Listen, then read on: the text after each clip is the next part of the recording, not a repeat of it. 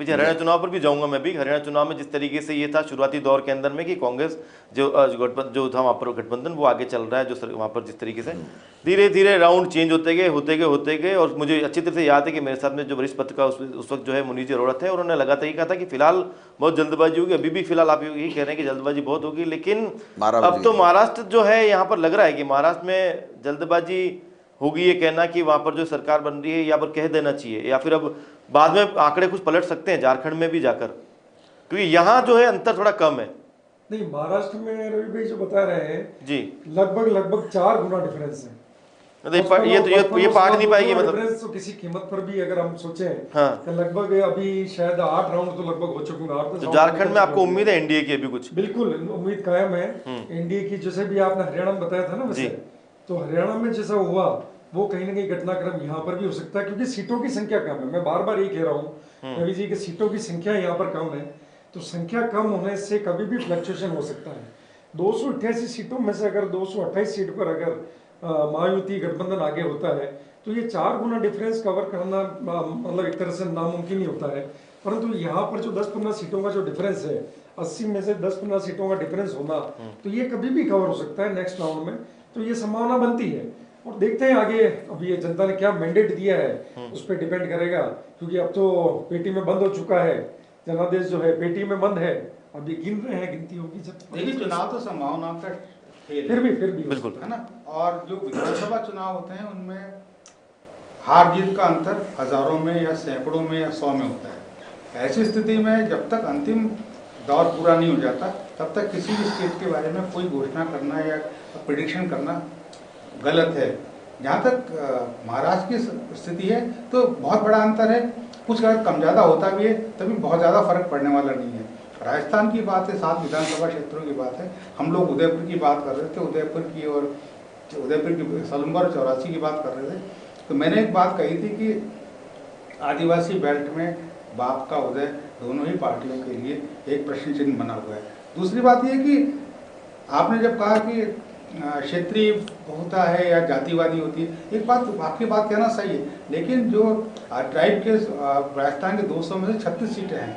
अगर 36 सीटों में कोई एक पार्टी अपना वजूद बनाती है तो सरकार बनाने में उसका हस्तक्षेप हमेशा रहता है। हस्तक्षेप रहेगा तो वो अपनी मांगे मनवाने में सक्षम होगी। एक पहली बात है। दूसरी बात, मेवाड़ की बात करें, मेवाड़ में जब से बाप ने उदय अपने किया है 3-4 सीटें आ गई हैं, विधान लोकसभा में वोटा है। और जो आदिवासी वोटर हैं, आदिवासी लड़के हैं लड़कियां हैं, उनको बाप वालों ने जो पॉलिटिक्स में इन्वॉल्व किया है, जैसा उनका कहना है कि वो पार्षद बने, वार्ड पंच बने, सरपंच बने, ये बने, अगर वो स्थिति में आते हैं तो हो सकता है विधान पंचायत चुनाव में भी उनकी स्थिति बहुत अच्छी हो और दोनों पार्टी को नुकसान उठाना पड़े।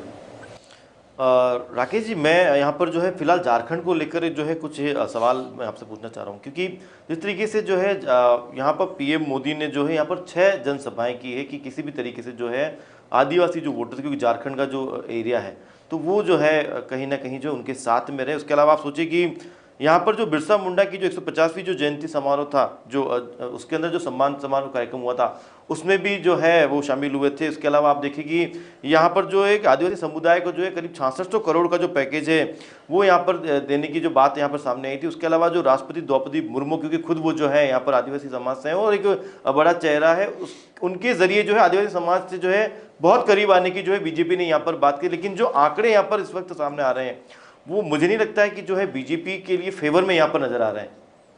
नहीं, देखिए रवि भाई, अपने पिछले चुनाव की अगर हम बात करें, पिछले 2019 के चुनाव में झारखंड में मेरी जानकारी के अनुसार 25 सीटें शायद एनडीए की थी।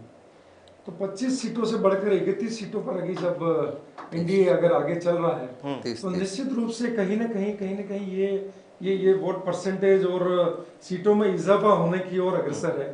तो जो बात पहले मेरे पूर्व जो कांग्रेस के प्रतिनिधि हमारे अयूब जी ने भी कही और जो अरुण जी ने भी कही कि अभी बहुत जल्दबाजी होगी चुनाव परिणाम कहने के, श्रीवास्तव जी भी इस बात को मानेंगे कि वास्तव में जल्दबाजी है, तो कहीं ना कहीं वोटों के परसेंटेज में या सीटों के परसेंटेज में एनडीए को प्लस होता दिख रहा है।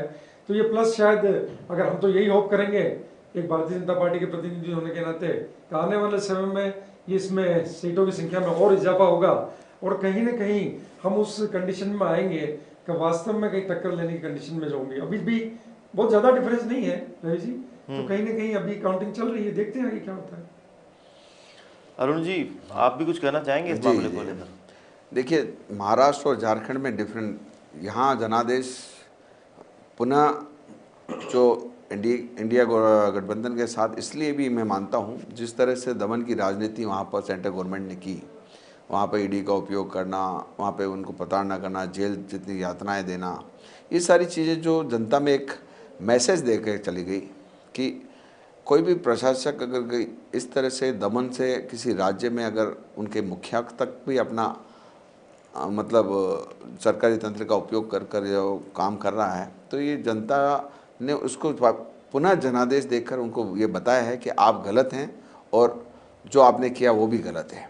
तो जिस तरह से बिहार से झारखंड का बनना, उसमें जिस तरह से जेएमएम का इसका पूरा उसमें लगना, ये सारी चीज़ें हैं जो इफेक्टेड हैं।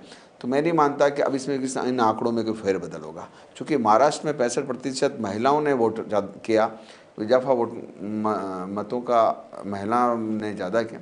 तो हो सकता है कहीं न कहीं इन योजनाओं में और जो बांटने का जो उनका बजट पत्र था और उसमें जो घोषणाएं, चुनाव घोषणाएं हैं, उसमें महिलाओं की घोषणाओं में कहीं न कहीं महिलाओं ने भाजपा के साथ दिया है, ऐसा मुझे लगता है। कुछ देर पहले जैसे राकेश जी यहाँ बता रहे थे कि महाराष्ट्र के अंदर मायावती जो जिस तरीके से आगे बढ़त बना रही है, देखो 8 सीट वैसे यहाँ पे कम हो गई है, 228 से 220 आ गई है, यहाँ पर एनडीए को थोड़ी सी बढ़त मिली है। लेकिन यहाँ पर जो है राकेश जी का ये कहना था कि जो ओरिजिनल जो शिवसेना है वो यहाँ पर बीजेपी के साथ है। इस बात को लेकर अयूब जी ने भी अपनी बात कही थी। लेकिन मैं इस सवाल आपसे भी करना चाहूँगा यहाँ पर अरुण जी की, राकेश जी का ये कहना है कि जो ओरिजिनल यहाँ पर जो शिवसेना है वो जो है महायुति के यहाँ पर साथ में, तो फिर जो कांग्रेस के साथ में जो शिवसेना है वो कौन सी शिवसेना है? क्या वो ओरिजिनल नहीं है? देखिए, किसी भी दल हो या कोई भी परिवार हो, उसके मुखिया परिवर्तित नहीं होते हैं और ना ही उनके परिवारजन। अब ओरिजिनल डुप्लीकेट की परिभाषाएं तो भाजपा का हम कह दें कि भाजपा आज बनाम मोदी हो गया है। मोदी जी के ही नाम से चर्चाएं प्रवक्ता भी करते हैं, मोदी जी के नाम से ही बोलते हैं कि मोदी की जीत है, मोदी का ये है, मोदी का वो है। तो मैं यूँ कह सकता हूँ कि अब भाजपा नहीं रही, मोदी पार्टी बन गई। तो ये कहना गलत। तो अगर भाजपा के किसी व्यक्ति को अपन कहें या भाजपा से जुड़े हुए किसी कार्यकर्ता से कहें तो उसे अटपटा सा लगेगा। तो मैं ये मानता हूँ कि शिवसेना जहाँ बाला साहब ने और बाला साहब के वंशज ने जिस तरह से उनको बनाया और उनके साथ उद्धव ठाकरे का हार जीत का दौर तो मतों से और जनादेश है। जब पार्टी विघटित होती है, कुछ जयचंद हो जाते हैं, तो पार्टियों में विघटन आना और उसमें जो उनके कार्यकर्ताओं की जो मत का भेद होता है, उससे कई भी दल छूते नहीं रहे, चाहे वो बड़े से बड़े दल हों।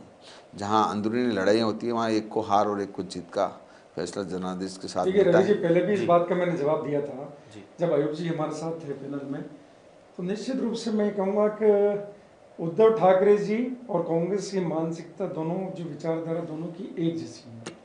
कि उसका रीज़न बता रहा हूँ, मैं फैक्ट्स के आधार पर बता रहा हूँ।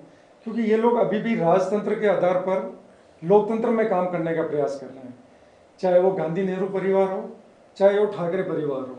और कहीं ना कहीं वास्तव में जो मैंने कहा कि शिवसेना ओरिजिनल एकनाथ जी शिंदे की थी, क्योंकि बाला साहब ठाकरे की जो विचारधारा थी, उस विचारधारा के आधार पर वास्तव में जो चलने का प्रयास उनके जो विधायक, जो चुने हुए विधायक थे, उन लोगों ने प्रयास किया कि जो एक विचारधारा पर चलना चाहिए था, उस विचारधारा पर उद्धव जी ने नहीं चलकर वो कांग्रेस से जो हाथ मिलाने का काम किया। और जो वहाँ के महाराष्ट्र के जो मतदाता हैं, उन्होंने किस विचारधारा के तहत शिवसेना को वोट किए, उस विचारधारा के साथ जो ठगी करने का काम उद्धव जी ठाकरे ने किया, इस वजह से वहाँ विघटन हुआ। इस वजह से जो ओरिजिनल शिवसेना थी, जिसको चुनाव आयोग ने भी प्रमाणित किया, उस शिवसेना का जो विचारधारा हमारी और उस शिवसेना की विचारधारा हमारी मिलती जुलती थी, इस वजह से हमारा गठबंधन बना। और आप आज देख रहे हैं कि महाराष्ट्र में 288 में से लगभग 220 सीटों पर महायुति जो गठबंधन है हमारा, उस पर वहाँ की जनता ने भी जनादेश लगभग दे दिया है और 220 सीटों पर आगे चल रहे हैं। तो इस वजह से मैं कहूँगा कि ये राजतंत्र की बातें लोकतंत्र में नहीं की जानी चाहिए। कि अगर मान लो बाला साहब के सुपुत्र हैं उद्धव जी ठाकरे, और वो अगर कोई गलत निर्णय ले, जो बाला साहब ठाकरे की विचारधारा के विपरीत अगर कोई निर्णय ले, तो भी जो बाला साहब ठाकरे के जो फॉलोअर्स हैं बाला साहब जो ठाकरे की विचारधारा से जो जुड़े हुए जो लोग थे, उन लोगों को अपना आपको लगा कि कहीं ना कहीं हम उद्धव जी ठाकरे ने हमको ठगा है, इसी वजह से उद्धव जी ठाकरे का जनाधार कम हुआ है। और मैं ये निश्चित रूप से कहूँगा कि उद्धव जी ठाकरे इस चुनाव में बिल्कुल एक तरह से क्लीन स्वीप उद्धव जी ठाकरे का भी हो रहा है, और जो कांग्रेस की विचारधारा राजतंत्र वाली है उसका भी क्लीन स्वीप हो रहा है महाराष्ट्र में।